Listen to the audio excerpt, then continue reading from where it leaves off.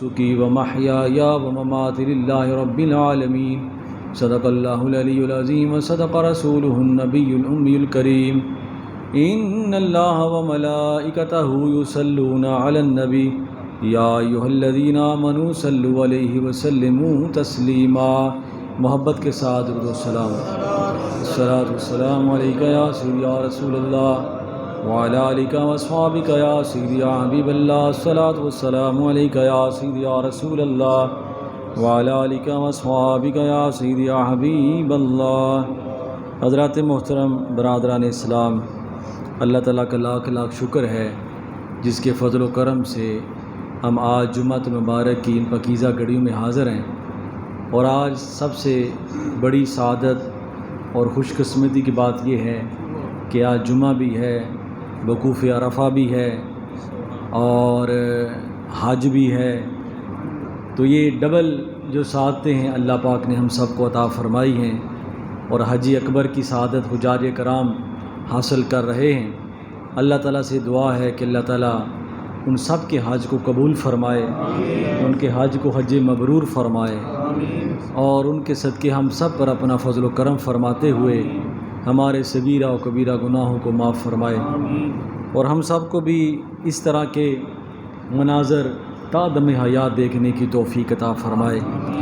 حج ویسے ہی بہت بڑی سعادت ہے، لیکن اگر جمعے کے دن آ جائے تو ڈبل خطبے ہوتے ہیں، ایک حج کا خطبہ ہوتا ہے اور ایک جمعے کا خطبہ ہوتا ہے، اور حجاج کرام کا ایک جمع غفیر جو لاکھوں کی تعداد میں فرزندان اسلام وہ ادا کرتے ہیں، اور ہر طرف سے جو ہے اللہ تعالیٰ کی توحید کا اعلان ہوتا ہے، لبیک اللہم لبیک لا شریک لک لبیک ان الحمد والنعمت لک والملک لا شریک لک۔ یا اللہ کوئی تیرا شریک نہیں ہے، تیری ذات اور صفات میں کوئی تیرا ہمسر نہیں ہے، اور اللہ تعالیٰ نے جو توحید کی سب سے جامع سورۃ الاخلاص قرآن پاک میں جو بیان فرمائی ہے، اور وہ یہی ہے کہ قل هو اللہ احد، اے محبوب فرما دیں وہی کلمہ جو آپ سے پہلے تقریباً 1,00,000 کم و بیش 24,000 نبی رسول فرماتے رہے کہ اللہ ایک ہے، اللہ ایک ہے۔ قل هو اللہ احد، اے محبوب فرما دیں اللہ ایک ہے۔ اللہ الصمد، وہ بے نیاز ہے، اس کی شان بے نیازی یہ ہے کسی کے آنے سے اسے فرق نہیں پڑتا، کسی کے جانے سے اسے کوئی فرق نہیں پڑتا۔ وہ اس کی ذات ایسی عظمت و جلالت والی ہے کہ کوئی اس کے سامنے سر جھکائے تو اس کی کبریائی میں کوئی اضافہ نہیں ہوتا، کوئی نہ جھکائے تو اس کی شان وحدانیت میں کوئی کمی نہیں ہوتی۔ اللہ الصمد ہے، لم یلد ولم یولد۔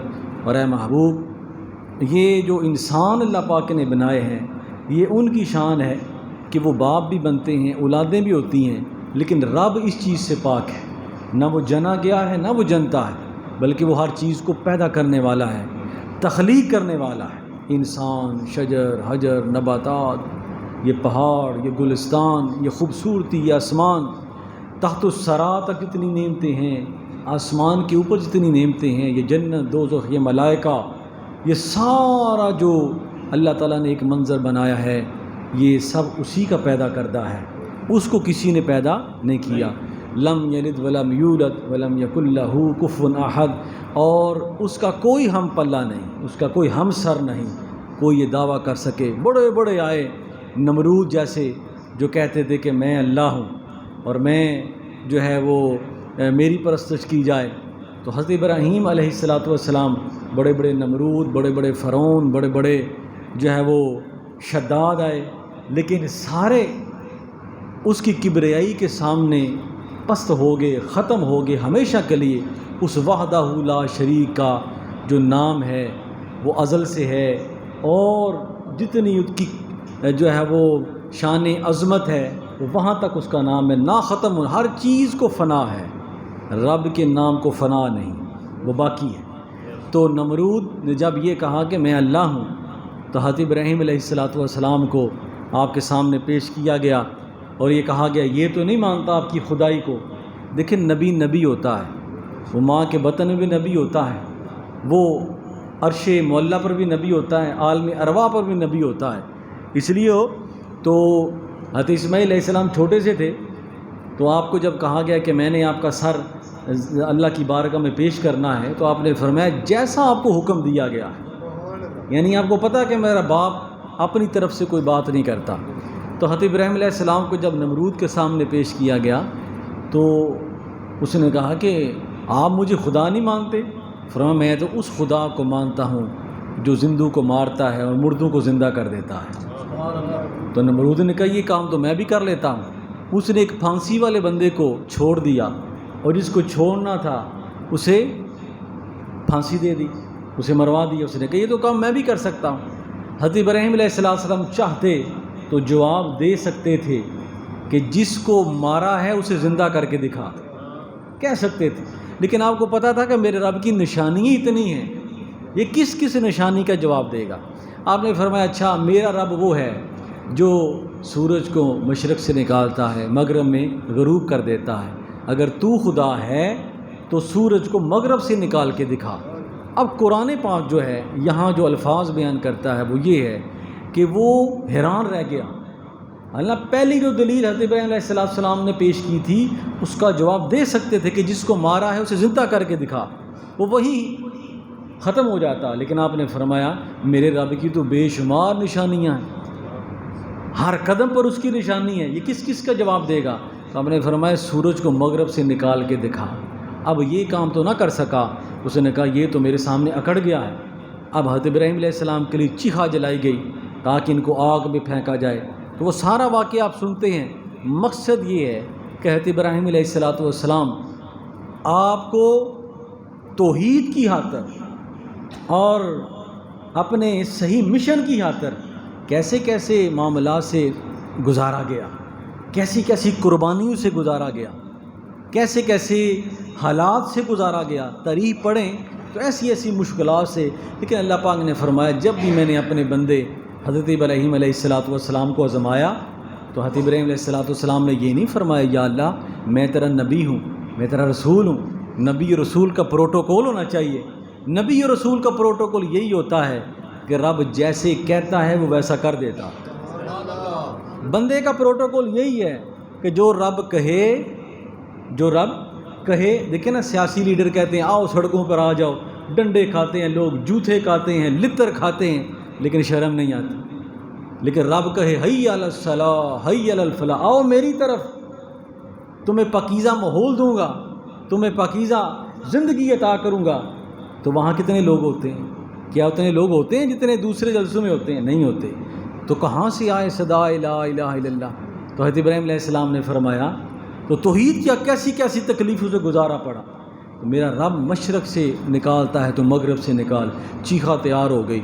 اللہ پاک نے فرمایا جبریل جاؤ میرے خلیل سے جا کر کہو کہ کوئی مدد کی تعاون کی ضرورت ہے.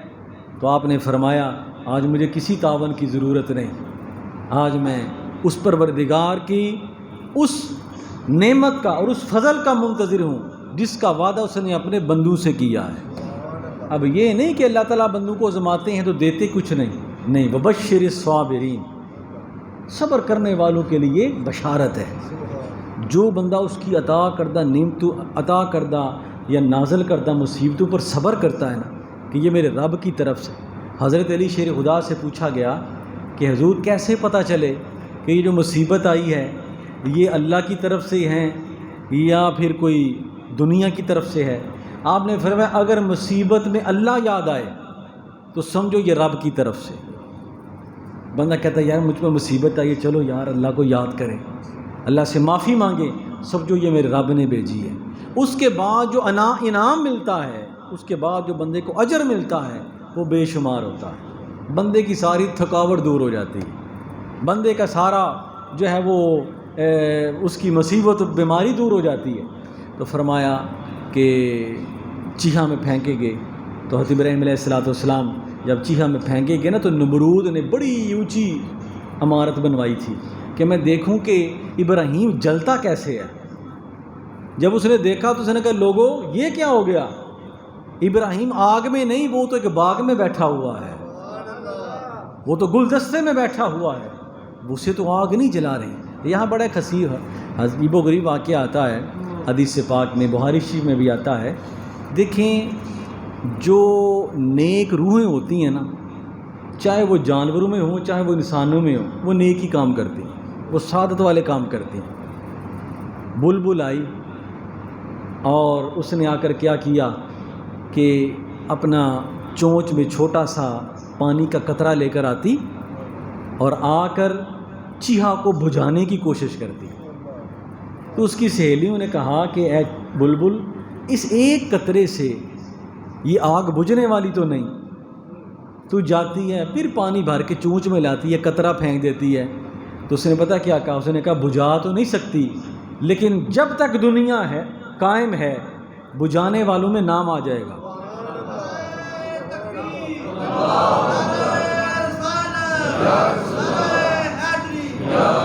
بجھانے والوں میں. اس لیے حضور نے اس جانور کو مارنے سے منع کیا ہے. اور بزرگ یہ فرماتے ہیں کہ جس گھر میں بلبل ہو وہاں رزق کی فراوانی ہوتی ہے. اس کو یہ سعادت حاصل ہے. اس طرح ابابیل کو یہ سعادت حاصل ہے. آج جو خانہ کعبہ میں اسے چکر لگتے ہیں نا، اس نے اللہ تعالیٰ نے اسی جانور کے ذریعے ان ہاتھیوں کو مار دیا تھا جو ابرا لے کر آیا تھا اور خانہ کعبہ پر حملہ آور ہوا تھا. تو یہ جو چھپکلی ہے یہ کیا کرتی تھی؟ اس چیہا میں پھونک مارتی تھی تاکہ آگ اور روشن ہو جائے. تو حضور نے فرمایا جو چھپکلی کو مارے گا اسے ثواب ہے، اسے ثواب ہوگا جو اس کو مارے. دیکھیں نا کام کیا اس نے کیا، اور تا قیامت جو ہے بدبختی اپنے اوپر. تو جو برائی کا ساتھ دیتا ہے اخیر اس کے ساتھ برائی ہوتا ہے، جو اچھائی کا ساتھ دیتا ہے بالآخر اس کے ساتھ اچھا ہی ہوتا ہے. تو فرمایا کہ اس نے کہا یہ تو باغ میں بیٹھا ہوا ہے. اب کیا ہوا؟ حضرت ابراہیم علیہ السلام آپ گل و گلزار میں بیٹھے ہوئے ہیں. اب ایک ظلم کی انتہا ہوتی ہے، ظلم کی انتہا ہوتی ہے. بندہ ظلم کرتا ہے کہ ہو سکتا ہے یہ اچھائی ختم ہو جائے، لیکن یہ اچھائی ختم نہیں ہوتی، وہ ظالم ختم ہو جاتا ہے. اللہ تعالیٰ نے نمرود کے ساتھ کیا معاملہ کیا؟ چونکہ متکبر بنا ہوا خدائی کا دعویٰ کرتا تھا. اللہ پاک نے فرمایا میں رب ہوں وحدہ لا شریک، میں ہوں، تو رب کیسے ہو گیا؟ تجھے تو بنایا ہی میں نے ہے. اب کیا ہوا کہ اللہ تعالیٰ نے اس کے ناک کے ذریعے اس کے دماغ میں مچھر داخل کر دیا. کئی 100 سال تک وہ مچھر اس کے دماغ میں رہا. جب اللہ تعالیٰ تکبر کرنے والوں کو ذلیل کرتا ہے تو پھر ایسے ہی کرتا ہے، چھوٹی سی چیز سے اسے مروا دیتا ہے، کوئی بڑا کام نہیں ہوتا. دیکھو نا بڑا ہاتھی لے کر آیا تھا، اللہ تعالیٰ نے چھوٹے سے جانوروں سے ابابیلوں سے اسے مروا دیا. کبھی بھی رب کی بارگاہ میں تکبر نہیں کرنا، یہی کہنا لا الہ الا انت سبحانک انی کنت من الظالمین. نبیوں کا یہی شیوا ہے، سنت ابراہیمی. یہ جو جانور ذبح کرتے ہیں، خون بہاتے ہیں، یہ یہی ہے یا لا الہ الا انت سبحانک انی کنت من الظالمین. یا اللہ یہ جانور ذبح کر رہا ہوں، یہ خون نہیں میری خواہشات ہیں، یہ خون نہیں، یہ میرے جو ہے وہ التجائیں ہیں جو حضرت ابراہیم علیہ السلام نے تیری بارگاہ میں کی. میں اپنی خواہشات کا، اپنے ارادوں کا تیری بارگاہ میں قربانی پیش کر رہا ہوں. جو تو کہے گا میں کروں گا، جیسا تیرا حکم ہوگا وہ میں کروں گا. تو اس کے دماغ میں ایک مچھر پیدا ہو گیا. اب عجیب معاملہ ہے، جب اسے جوتے مارے جاتے تو مچھر اندر خاموش ہو جاتا، اسے کاٹنا بند کر دیتا، اور جب جوتوں کا سلسلہ بند ہو جاتا پھر مچھر کاٹنا شروع کر دیتا. اب اسی طرح وہ جوتے کھا کھا کے مر گیا. دنیا متنفر ہو گئی. اس نے کہا یہ کیسا خدا ہے، صبح بھی جوتے پڑتے ہیں شام کو بھی جوتے پڑتے ہیں. ابراہیم کی بات سچی ہے، وہ حی یا قیوم ہے جس نے ساری کائنات کو پیدا کیا. وہ احکم الحاکمین ہے جس کی بادشاہی سب بادشاہوں سے اوپر ہے. تو حضرت ابراہیم علیہ السلام نے یہی پیغام دیا کہ آؤ اس پروردگار کی طرف جس نے زمین کو بنایا، آسمان کو بنایا، شجر و حجر کو بنایا. یہی عرفہ کا پیغام ہے. اب جو عظیم خطبے حضور نبی پاک صلی اللہ علیہ وآلہ وسلم نے عرفات کے میدان میں عطا کی، وہ انشاءاللہ میں عید کے دن وہ بیان کروں گا. لیکن اس خطبات کا مقصد یہ ہے کہ لوگوں اپنے گورے رنگ پر فخر نہ کرنا، اپنے کالے رنگ پر جو ہے وہ احساس کمتری کا شکار نہ ہونا، اپنی امیری کو بڑا نہ سمجھ لینا، اپنی غریبی پر مایوس نہ ہونا، اپنی قومیت پر فخر نہ کرنا، غیر قوم ہونے پر کہیں احساس کمتری کا شکار نہ ہو جانا۔ اللہ کی بارگاہ میں کسی عربی کو کسی اجمی پر، کسی اجمی کو کسی عربی پر، کسی گورے کو کسی کالے پر، کسی کالے کو کسی گورے پر کوئی فضیلت نہیں الا بالتقوی، سوائے تقوی کے۔ جو متقی ہے وہی اللہ کی بارگاہ میں قبول ہے، جو متقی نہیں۔ ابو جہل بڑا خوبصورت تھا، اس نے داڑھی بھی رکھی ہوئی تھی، بڑا جوان تھا، لیکن کیا تھا، حضور کے پیغام سے محروم ہو گیا، رہ گیا۔ حضرت بلال حبشی کالے رنگ کے تھے، ہونٹ بھی موٹے تھے، بال بھی بکھرے ہوئے تھے، توحید کو سمجھ گئے، رسالت کو سمجھ گئے۔ اللہ تعالیٰ کے محبوب نے فتح مکہ کے موقع پر خانہ کعبہ کی چھت پر کھڑا کر دیا اور کہا لوگوں کو پیغام دو، اللہ اکبر اللہ اکبر۔ یہاں وہی کامیاب ہوگا جس کے دل میں تقوی ہے، جس کے دل میں خشیت الہی ہے، جس کے دل میں طہارت ہے، جس کے دل میں تزکیہ نفس ہے۔ تو میرے دوستو، یہ وقوف عرفہ حضور نبی پاک صلی اللہ علیہ وسلم نے جب عرفات کے مختلف میدان پر خطبہ ارشاد فرمایا نا، تو 1,24,000 صحابہ کرام، نبی و رسولوں کی تعداد کے برابر۔ اللہ کے نبی و رسول کتنے ہیں؟ 313 رسول ہیں اور باقی نبی ہیں۔ نبیوں میں رسول اعلیٰ ہیں، پھر رسولوں کے درجے ہیں، اور رسولوں میں سب سے اعلیٰ و اعلیٰ ہمارا نبی۔ یہ آپ نے ذہن میں، سب سے اعلیٰ و اعلیٰ ہر نبی ہے۔ تیسرا پارہ پڑھیں تو شروع میں اللہ پاک نے ارشاد فرمایا ہم نے رسولوں پر رسولوں کو فضیلت دی ہے، ہمارا سب پر ایمان ہے۔ 1,24,000 نبی رسول، ہمارا سب پر ایمان ہے۔ سب اللہ کے سچے بندے ہیں، سب اللہ کے سچے نبی ہیں، سب اللہ کے سچے رسول ہیں۔ پیغام کیا لے کے آئے؟ لا شریک لہ، اس کا کوئی شریک نہیں۔ شیطان نے شروع میں یہ کہا تھا کہ یا اللہ میں تیرے بندوں کو گمراہ کروں گا، تیرے بندوں سے قتل و غارت کرواؤں گا، تیرے بندوں سے خون اور فساد کرواؤں گا، انہیں شرک میں مبتلا کروں گا، انہیں باطن کی بیماریاں لگا دوں گا۔ اللہ پاک نے فرمایا کہ اے شیطان ٹھیک ہے تو یہ کام کرنا، لیکن جو میری بارگاہ میں توبہ کر لیں گے میں انہیں معاف کر دوں گا۔ بات جو سمجھانے والی ہے کہ عرفات کا میدان ہے، حضور نبی پاک صلی اللہ علیہ وآلہ وسلم وقوف عرفات کر رہے ہیں۔ جیسے آج کے دن میں حاجی وہاں وقوف عرفات کر رہے ہیں، آپ جبل رحمت جبل نور پر تشریف فرما ہیں اور مسکرا رہے ہیں، آپ کے مسکرا رہے ہیں۔ حضرت عمر فاروق رضی اللہ تعالیٰ دیگر صحابہ کرام عرض کی یا رسول اللہ صلی اللہ علیہ وآلہ وسلم، اللہ آپ کو ہمیشہ مسکراتا رکھے، آج مسکرانے کی وجہ کیا ہے؟ آپ نے فرمایا آج شیطان ذلیل ہو گیا ہے، آج شیطان ذلیل ہو گیا ہے۔ یا رسول اللہ کس وجہ سے؟ فرمایا آج میرے رب نے میرے امتی گناہ گار امتیوں کی اتنی بخشش کر دی ہے، اتنی بخشش کر دی ہے کہ وہ اپنے کام سے مایوس ہو گیا۔ اللہ تعالیٰ وقوف عرفات کے دن اپنے اتنے بندوں کی بخشش کرتے ہیں کہ شیطان روتا ہے، چلاتا ہے، یار یہ وہ حاجی ہے کہ جو سارا سال غلطیاں کر کے آیا، سارا سال کوتاہیاں کر کے آیا، سارا سال میرے نغمے گاتا رہا، لیکن آج سچے دل سے یہ تائب ہو گیا ہے تو میں دیکھتا ہوں اللہ نے اس کے سارے گناہ معاف کر دیے۔ وہ روتا ہے، یہ وہ بندہ ہے جو چگلیاں کرتا تھا، یہ وہ بندہ ہے جو بے حیائی کرتا تھا۔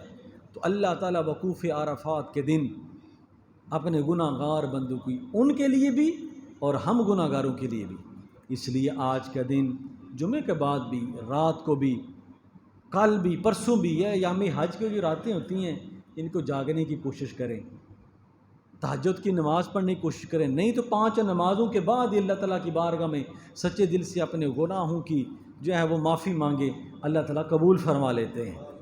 یہ عرفات کو عرفات کہتے ہی کس لیے؟ اس کی 3 وجوہات ہیں کہ حضرت آدم علیہ السلام اسی مقام پر حضرت بی بی حوا سے ملاقات ہوئی تو دونوں نے ایک دوسرے کو پہچان لیا۔ تو عرفات کا معنی ہوتا ہے عرفہ میں نے پہچان لینا، دونوں نے ایک دوسرے کو پہچان لیا، اسی لیے عرفات کہتے ہیں۔ اس کی دوسری وجہ یہ ہے کہ حضرت ابراہیم علیہ السلام کو جب خواب آیا، پہلے دن خواب آیا کہ آپ اپنے بیٹے کو ذبح کر رہے ہیں، تو صبح اٹھے تو آپ نے غور و فکر کیا، 8 ذی الحج کو غور و فکر کیا کہ پتہ نہیں یہ خواب ہے، خواب بھی ہوتا ہے۔ آپ نے اپنے بیٹے کے بدلے میں 100 اونٹ ذبح کر دیے، اسے کہتے ہیں یوم ترویہ، سوچنے کا دن. کیا؟ سوچنے کا دن. 8 ذی الحجہ ہوتا ہے سوچنے کا دن. جب دوسرے دن یہی خواب آیا کہ آپ اپنے بیٹے کو ذبح کر رہے ہیں تو آپ کو یقین ہو گیا، آپ کو یہ پہچان ہو گئی کہ یہ خواب نہیں، میرے رب کا حکم ہے. نبی کا خواب سچا ہوتا ہے، نبی کا خواب ہمیشہ سچا ہوتا ہے. فرمایا یہ رب کا حکم ہے. آپ نے بہرحال پھر 100 اونٹ ذبح کر دیے، لیکن پک ہو گئی کہ یہ رب کا حکم ہے، اس لیے اسے یوم عرفہ کہتے ہیں، پہچان لینا.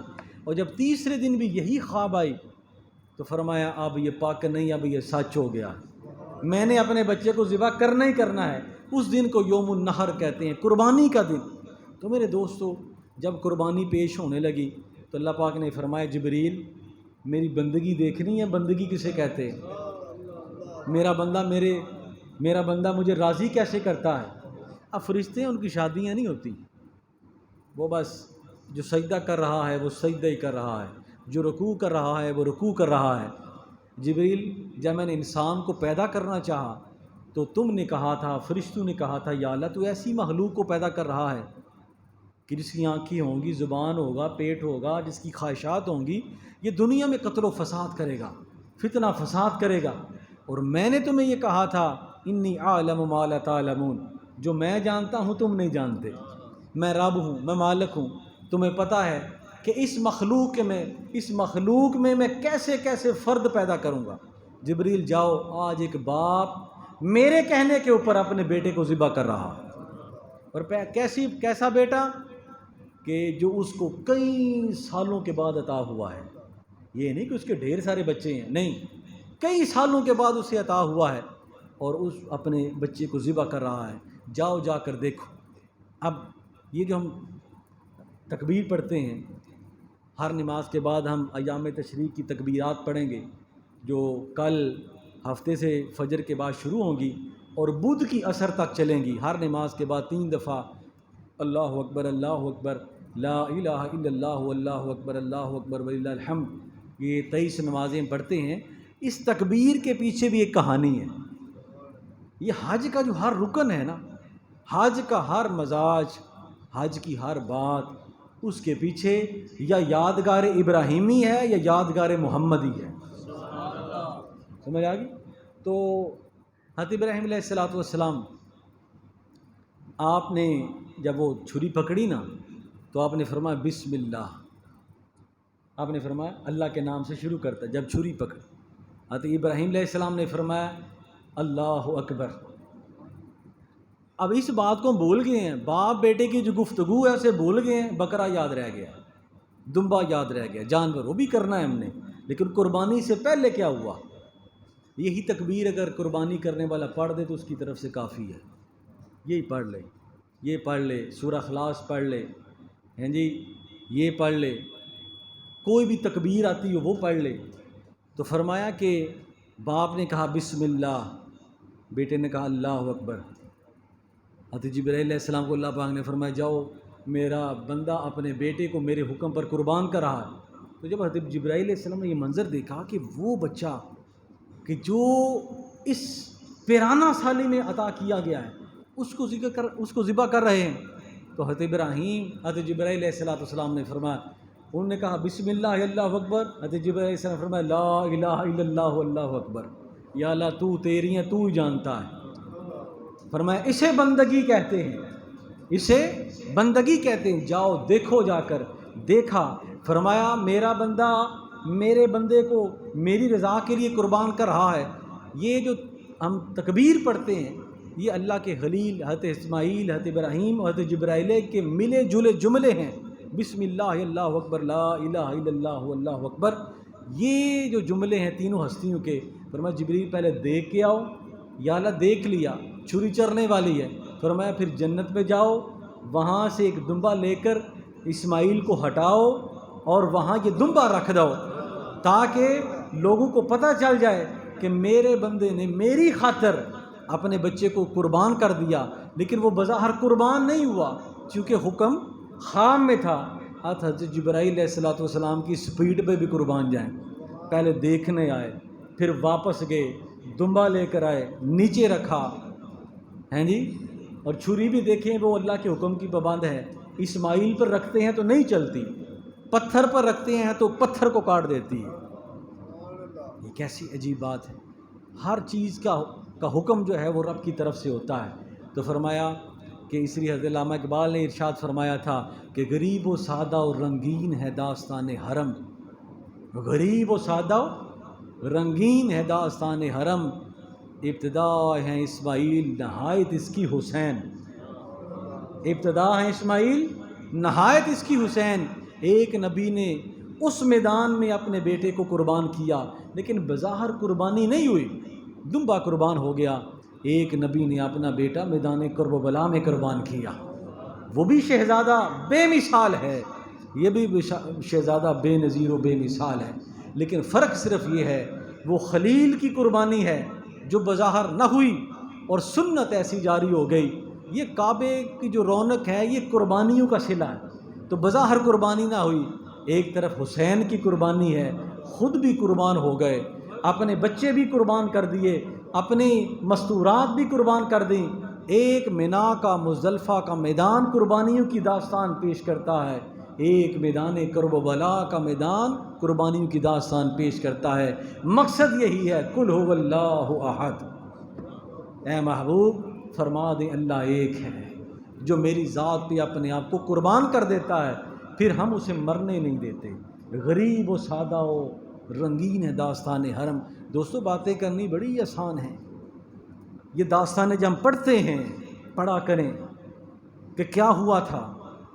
حضرت امام علی مقام رضی اللہ تعالی عنہ، آپ کی ذات بابرکات نے کس چیز کے خلاف، اسی چیز کے خلاف کہ میرے نانا کے کلمہ پر کوئی زنگ نہ لگ جائے۔ حضرت ایوب علیہ السلام نے کیوں قربانی پیش کی؟ اللہ کی توحید پر زنگ نہ لگ جائے۔ حضرت یوسف علیہ السلام نے کیوں اپنے دامن کو داغدار نہیں ہونے دیا؟ کہیں توحید پر زنگ نہ لگ جائے۔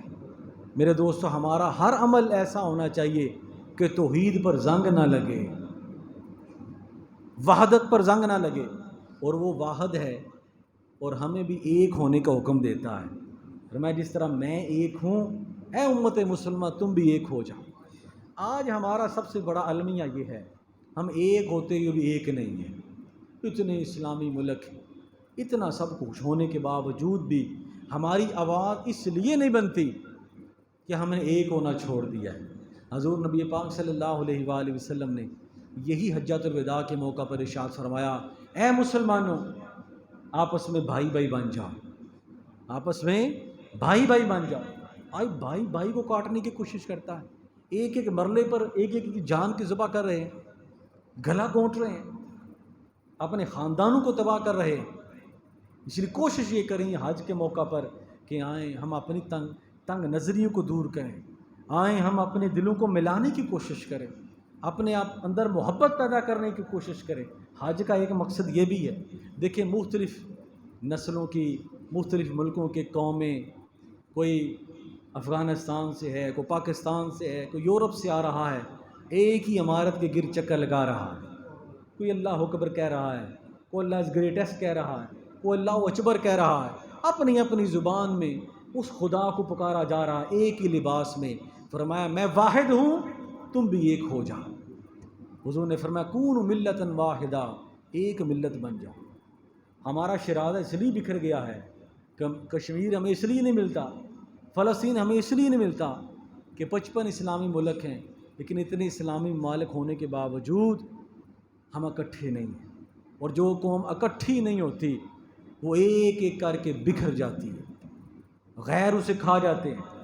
آئیں آج کے دن ہم یہ عہد کریں، عرفات کے دن، وقوف عرفات کے دن، ایام حج کے دن میں، کہ ہم کسی کے بارے میں اپنے اندر میل نہیں رکھیں گے، نفرت کو ختم کریں گے، تعصب کو ختم کریں گے، حسد کو ختم کریں گے، اللہ اس کے رسول کے احکامات کی پر عمل پیرا ہونے کی کوشش کریں گے۔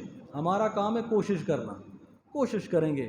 جب کوشش کریں گے تو اللہ تعالیٰ ہمارا حامی و ناصر ہوگا۔ اللہ تعالیٰ میری آپ سب کی حاضری قبول فرمائے۔ وما علینا الا البلاغ، وآخر دعوانا الحمد للہ رب العالمین۔ سنتے ہیں، دا فرمان۔